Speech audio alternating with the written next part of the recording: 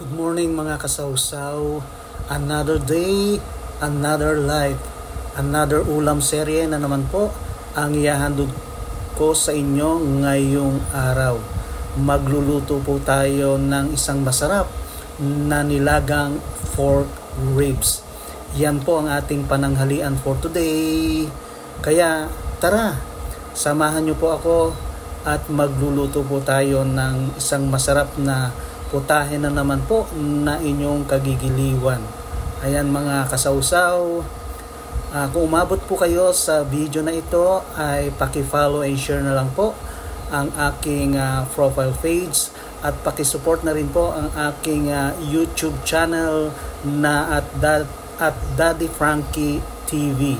Ayan, maraming salamat po. Tara, simulan na po natin ang ating pagluluto ng nilagang pork ribs. Ang sumusunod po ay ating mga ingredients.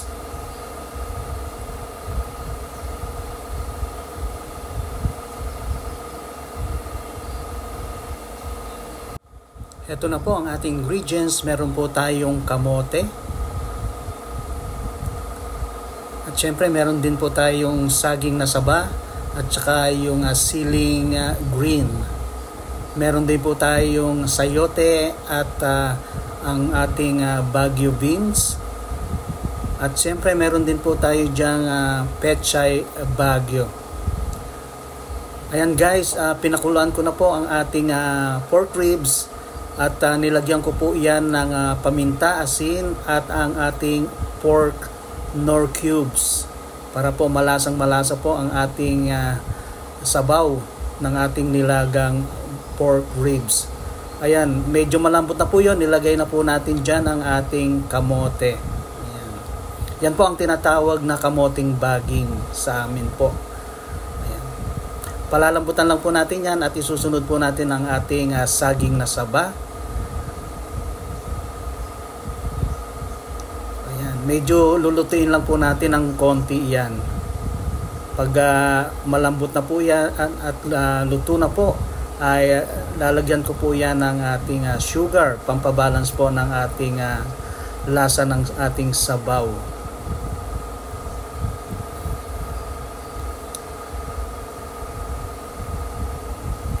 Ayan, nilagyan na rin po natin ng additional na pamintang durog.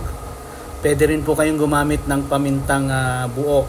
Ayan, nilagyan ko po ng patis. Ayan, para malasang-malasa po ang ating sabaw dyan. So kayo na po ang tumantya ng inyong panlasa sa alat at sa medyo matamis-tamis na sabaw. Ayan po, nilagay ko na po dyan ang ating sayote, Baguio beans at ang ating siling green. Ayan. So palalambutan lang po natin yan ng bahagya. At pag naluto na po yan, ang ating huling ilalagay dyan ang ating pechay Baguio. Pwede rin po kayong gumamit ng pechay Tagalog at o kaya sigarilyas po ay pwede rin po yan sa nilaga. So depende po yan sa mga available na mga gulay sa inyong kusina. Ayan. So gusto ko po sa nilaga ay marami pong lahok na mga gulay. Kasi masarap na masarap po yan. At hindi lang po karne, maraming gulay po. Ayan. At saka yung malasang-malasang sabaw. Ayan na po at malapit na pong maluto yan. At ilalagay na po natin ang ating pechay Baguio. Madali naman pong lumambot yan. Pag lumambot na po yan ay ready na po ang ating nilagang pork ribs. Ayan. Isang masarap na naman po ang ating pananghalian for today.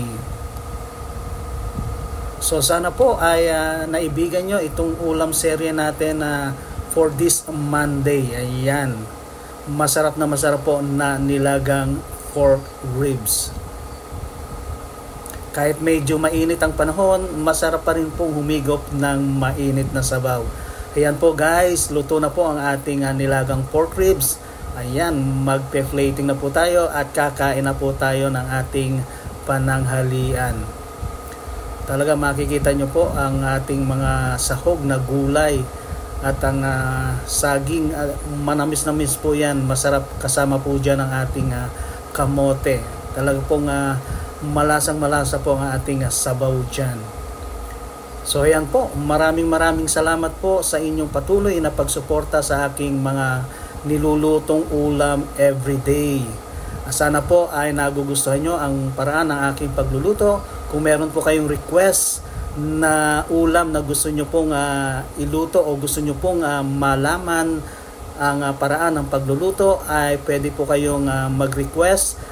Isulat lang po sa comment kung ano pong ulam ang inyong gustong ipaluto sa akin. Ayan, maraming salamat po. Keep safe and God bless. Happy lang. Tara, kain na po tayo. Please follow and share.